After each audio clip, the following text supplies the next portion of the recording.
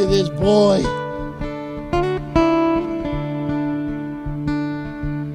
All because of pure luck. Let's go.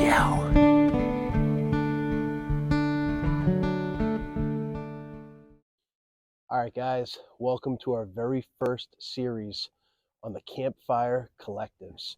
Kind of excited to start this. It's a little different than what I'm used to. It's a really cool vibe, though, and I think it'll be really fun to tell some of our stories over a campfire and incorporate some B-roll and whatnot.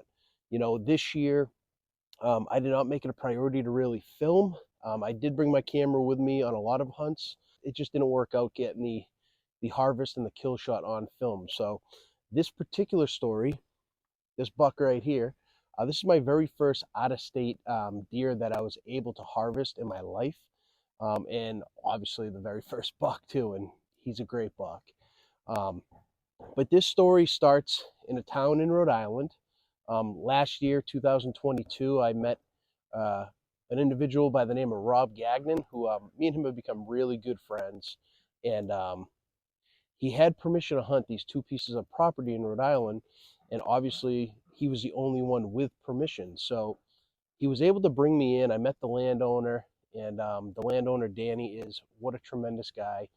He gave us pretty much full reign on his two properties to hunt, to scout, to do whatever we wanted to do. So Rob went to one property, I went to the other.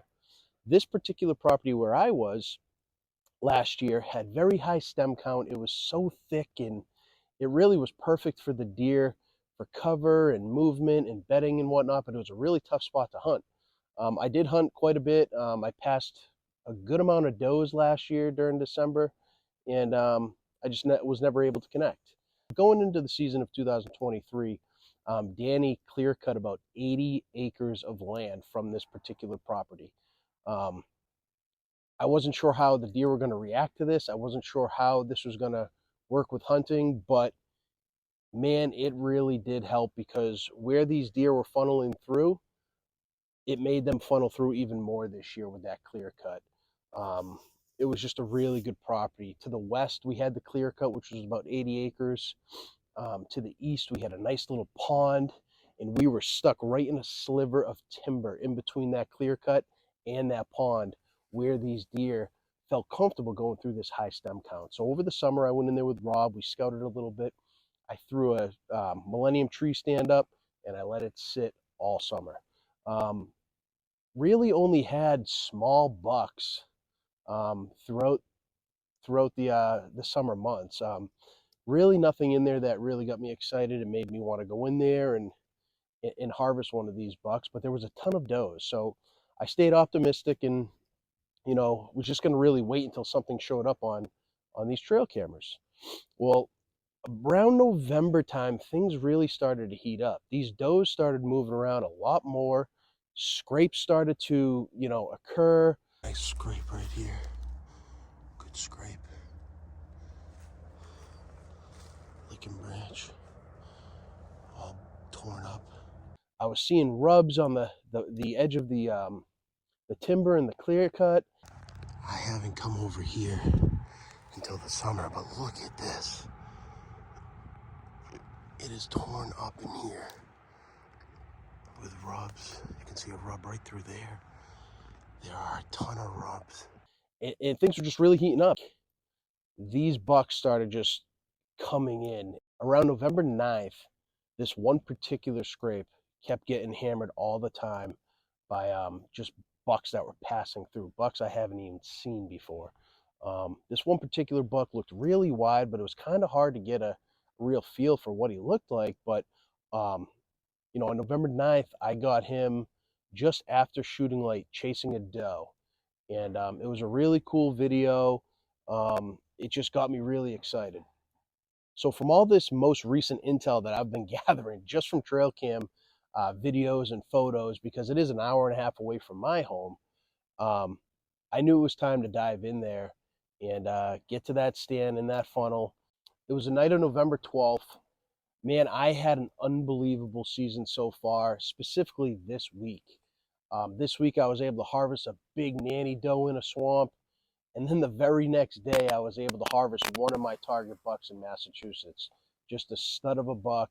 And I was really feeling confident and feeling good. And I knew these cameras in Rhode Island were starting to heat up. Like I said, these scrapes were getting hit, does were getting chased, rubs started showing up out of nowhere. And I knew it was time to get in there. So even with the hectic and busy week that this week had brought upon me, I decided to make the trek down Rhode Island and get in that stand early in the morning on November 13th. Now, I wasn't sure on this day whether I was going to go to public land or stick with my guns and go to the private land. Had a lot of talks with my buddies, Eric Poirier over at Bull Hunt, Mass, my buddy Justin Barnes, Nate August, Jake Bennett, you name it. Just trying to pick their brains and get a feel for them, as well as they've been mentors in my short hunting career. So I decided to just go to this private spot. There were hot does in there. These bucks were coming in and out of there. It was time to make a move. It was 4:25 in the morning when I pulled in, and when you pull into this spot, it's just a big clear opening where they've been doing a lot of log cuts and whatnot with this selective cut. So I parked, and I just made my way very slowly, probably about 600 yards up the edge of this cut.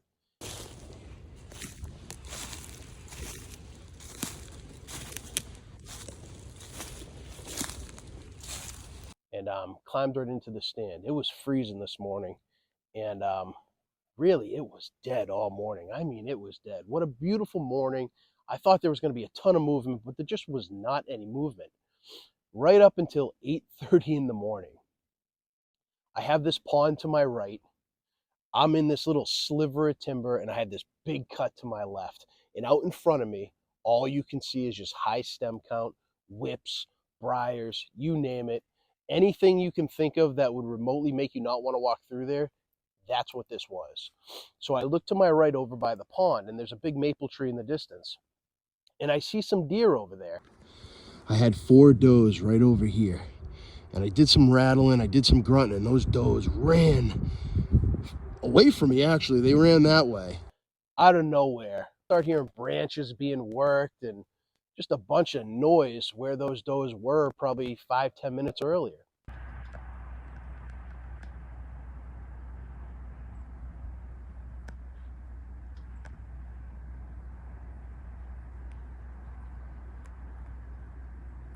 It was a buck. It was a 6-pointer.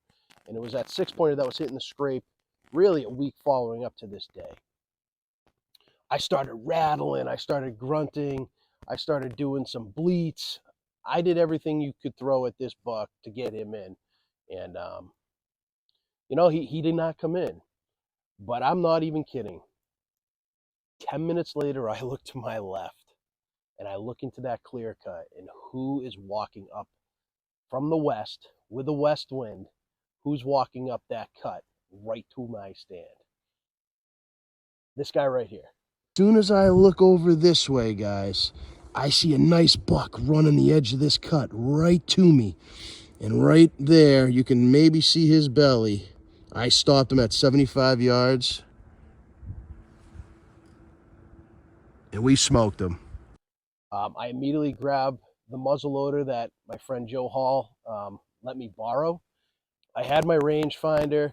I see him starting to cut across this cut, going from one edge of timber across to the other edge of timber, which is the sliver I was on. And he was going to a spot that was about 75 yards away. As soon as he got to that 75-yard spot, he was broadside. I let out a little meh. He stopped. I shot him, and the rest is history. All right, guys, that's our stand right over there. And we got a nice one down. He's a dandy. Look at the body on him. Nice body. Look at the rack. Wormhole here. Look at this boy. Let's go. That's what I'm talking about. Pure luck, right? It's all about pure luck, baby.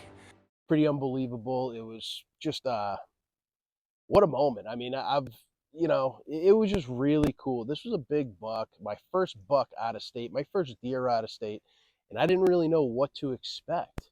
My expectations were not high with a rack size or a body size, but this buck had it all.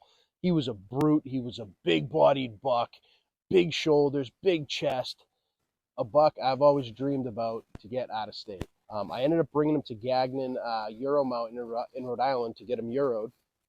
He also did my butcher work as well, and as he was butchering this buck, he actually found a lead bullet from either the year before or previous years that was lodged in his neck.